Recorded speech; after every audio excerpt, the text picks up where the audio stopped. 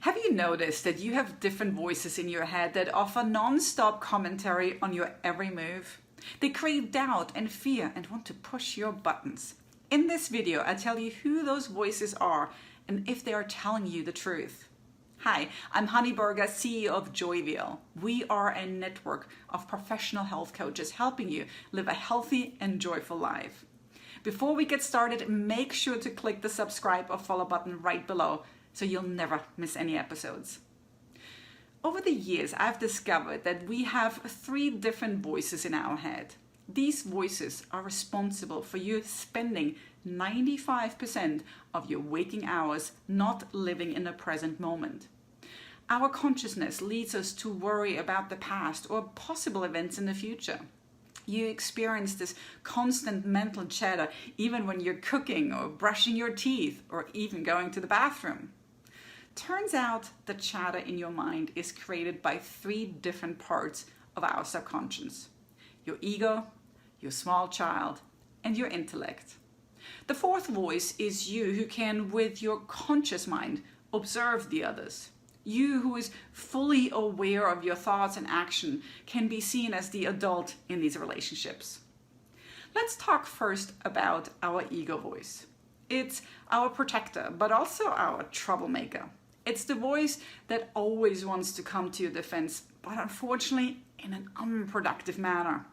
It likes to attack and blame you and others, defend herself and think of herself as superior. Your ego loves to also exaggerate and mouth off. The ego is a version of ourselves that is concerned with individual identity and our survival. It's not inherently a bad thing. The problem is that it gets out of control. So for example, this is what you may witness your ego voice saying. It's your fault. You don't even know what you're talking about. Or, I told you from the start that my idea is better. It might be sarcastic and say things like, how high do you want me to jump? Oh, I can do better than that. And it loves to mouth off and say things like, what the bleep? Do you want me to bow down to you? When you hear that voice, you often feel embarrassed about your own thoughts. You would be mortified if others knew you had them. Now, our small child voice represents our emotions as a child. She responds with fear and primarily just wants to feel loved. She wants to stay in her comfortable boxes. Leaving it raises her anxiety and worry. She is sweet and kind and needs lots of love and many imaginary hugs. Our inner child is wounded by our upbringing, being denied love when people told her she did wrong. She just wants for things to be okay again. One of the best things you can do to heal these old wounds is to give your inner child a voice now. You can begin nurturing a relationship with her and listen to what she has to say. Observing your mind, you might hear her say things like, can we just stay here and not talk to people? Or, I'm sorry, I didn't mean to do that and do wrong. She will also highlight small things that really shouldn't worry us, like, what if we have to wait forever to get our food? Know that your small child is responsible for all of our tears. The 3rd voice is the intellect voice. This one represents order.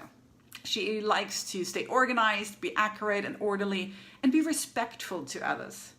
She is the most relaxed of the 3 of them, but don't underestimate her loud voice when things are not going right. She's the one who loves checking off the to-do list and wants to double-check things 300 times to make sure they are right. You may hear her point out that your shoes at the house entrance aren't properly aligned next to each other, or give you anxiety when you're running late for an appointment. Growing up in Austria in a culture filled with rules around proper etiquette, this voice is very pronounced for me. For you, the ego voice or the small child might be more active. Point is, each of us has all 3 of these voices, each of them adding stress, fear, and anxiety to your life. So, what can you do? I encourage you to start observing your mind. You, the observer, is the only part who chooses to have deliberate, conscious thoughts. As the observer, you'll discover that every random thought that crosses your mind comes from one of those 3 subconscious voices. Having awareness of our state of mind is the only way for you to start living in the present moment. Once you have awareness, you are in a position to ease each of their minds and start living with greater peace and calm. More on that in our next video. So again, make sure to follow us on this channel right now. Would you like to have help reducing the chatter in your mind and removing your subconscious beliefs? If so, I invite you to work with a Joyvial health coach. Just visit joyvial.com, that's JOYVIAL.com, or give us a call at 1-866-JOYVIAL to schedule your free consultation. Having said that, if you have any questions on this topic, leave me a comment below and we'll get back to you. I hope this was helpful, and I look forward to seeing you next time. Ciao.